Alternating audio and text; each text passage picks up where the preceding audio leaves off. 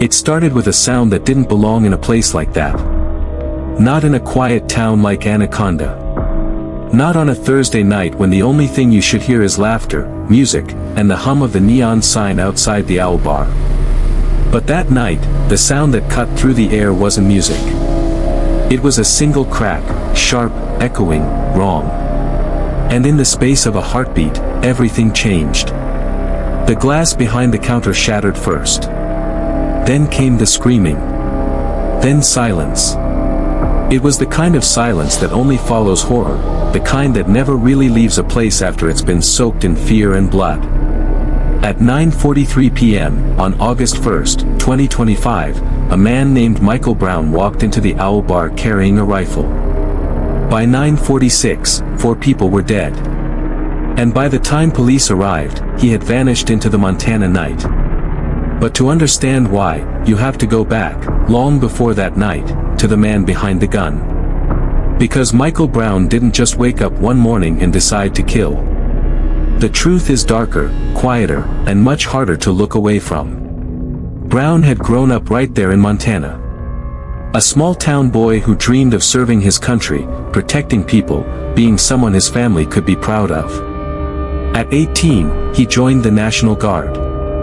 He was young, idealistic, the kind of kid who believed every fight had a purpose. But service changes people. War changes people more. In Iraq, Brown saw things he never talked about. Friends who didn't come home. Civilians caught in crossfire.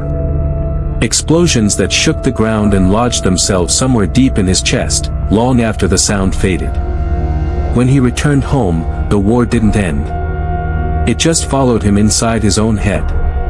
Neighbors said he was quiet but polite.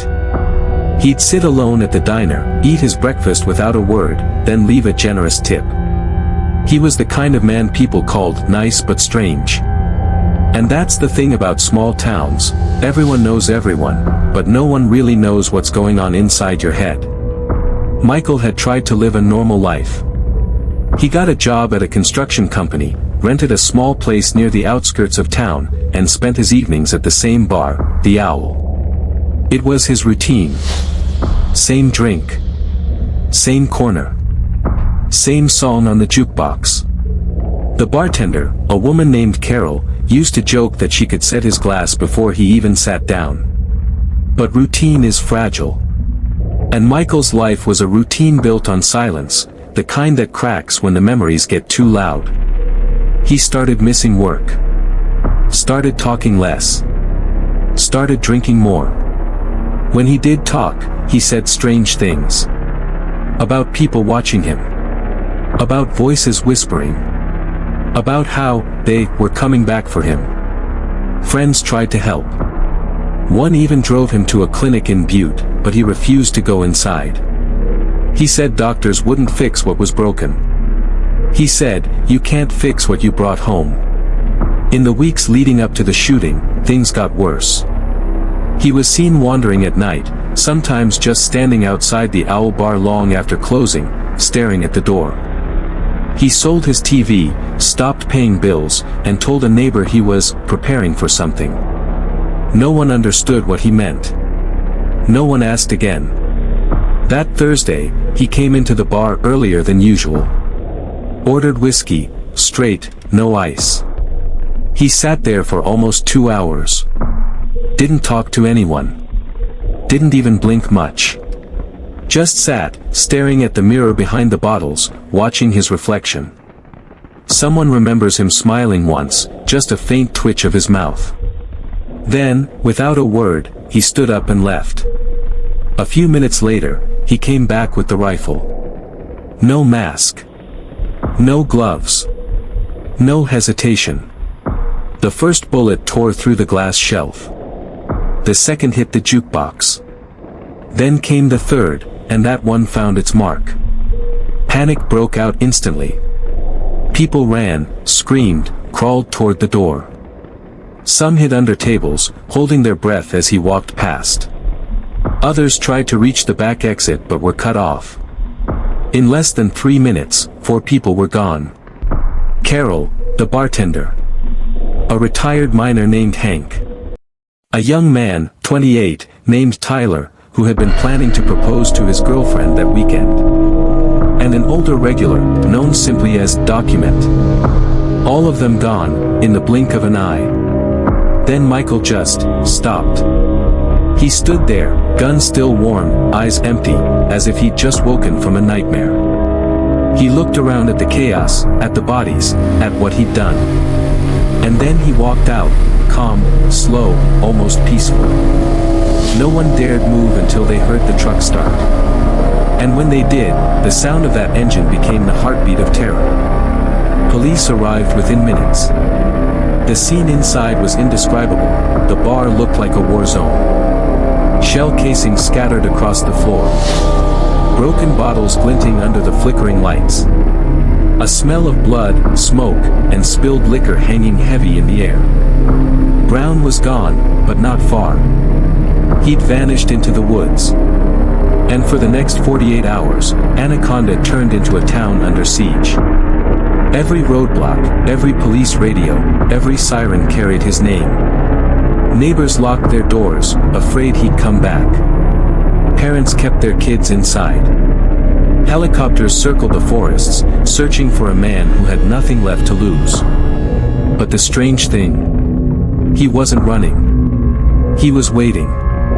When they found him, 2 days later, he was asleep in his truck, rifle beside him, engine off. He didn't fight. Didn't say a word. Just looked at the officers and whispered, "It's done." Inside his truck, they found a journal. 37 pages. Filled with scattered handwriting, paranoid, broken thoughts. Anger at them. Rants about the government. And lines that made investigators shiver. One read, "They made me. They made me remember. Now they'll all remember me." Another said, "I was supposed to protect. Now I'll destroy." But the final page was different. A single sentence. "The bar is where it began. The bar is where it ends." It was clear, Michael wasn't targeting anyone specific. The victims were symbols. The bar was the place he blamed for everything, for the memories, the noise, the faces that reminded him of the life he lost. The trial that followed was brief. He pleaded not guilty by reason of insanity. Psychiatrists described him as deeply disturbed, suffering from untreated PTSD and delusional psychosis. He'd been living in two worlds, one real, one inside his mind, and on that night, the walls between them collapsed. The families of the victims sat through every hearing. Their eyes hollow, their grief quiet but heavy. When the verdict came, life in prison without parole, no one clapped, no one cried. It wasn't justice. It was just over. But the town never healed. Anaconda is small, under 10,000 people, and when something like this happens, it doesn't just scar the victims. It scars everyone. The Owl Bar closed. The windows boarded up. A handmade sign on the door read, "Gone but not forgotten." Months passed. Eventually, new owners took over, painted the walls, replaced the lights, reopened under a different name. But people say the air still feels different in there. That if you stay too long after midnight, the jukebox turns on by itself, same song, same note, then silence.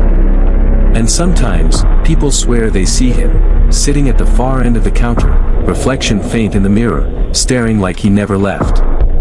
It's probably imagination. But maybe not. Because tragedies like this don't just fade. They echo. Through walls, through memories, through generations. Michael Brown's story isn't just about one man snapping. It's about what happens when pain is ignored, when trauma festers, when silence becomes a prison. It's about how someone's war can come home, long after the fighting's supposed to be over. He once said to a friend, "You can't fix what you brought home." Maybe he was right. But maybe, if someone had listened, 4 people would still be alive. In the end, it wasn't a monster that walked into that bar. It was a man, broken, unseen, unheard, who thought the only way to silence the war in his head was to start another one. And that's what makes this story so terrifying. Because when you look into Michael Brown's eyes, you don't see evil. You see something worse. You see what happens when hope finally gives up. They say the night he came back to the Owl Bar never really ended. And for the people of Anaconda, it probably never will. The darkness doesn't end here. There are more stories, more truths waiting in the shadows. So before you leave, subscribe, like this video, and keep watching. Because the next story might be closer than you think.